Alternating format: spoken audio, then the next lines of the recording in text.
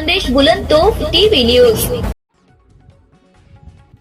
खानदेश वारकरी सेवा मंडळानं शिंदखेडा येथील प्रवीण माळी व दीपक देशमुख यांना युवा वारकरी पुरस्कार देऊन केले सन्मानित।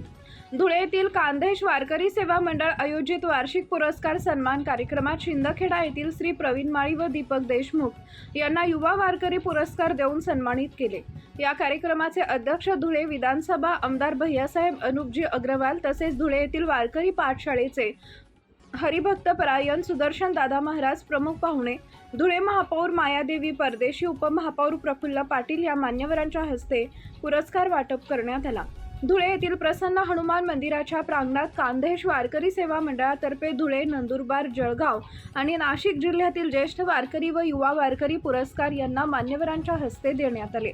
तसेच हरिभक्त परायण ज्ञानेश्वर महाराज बेलदार वाडीकर, हरिभक्त परायण सतीश महाराज भोगे, हरिभक्त परायण पवन गिरीजी महाराज, हरिभक्त परायण भाऊरुद्र महाराज, हरिभक्त परायण हिरामन अप्पा गवळी महाराज, हरिभक्त परायण गोपाल महाराज चिमठाणेकर यांच्या हस्ते पुरस्कार वाटप करण्यात आले। यावेळी जिल्हा अध्यक्ष सुधाकर भोकरे, सुनील वाघ, कैलास पवार व शिंदखेडा तालुका अध्यक्ष पप्पू दादा शिंदे तसेच शिंदखेडा येथील हरिभक्त परायण पांडुरंग माळी, हरिभक्त परायण बळीराम अण्णा माळी, हरिभक्त परायण अर्जुन नाना माळी, योगेश माळी व युवराज माळी उपस्थित होते। मुख्य संपादक यादवराव सावंत।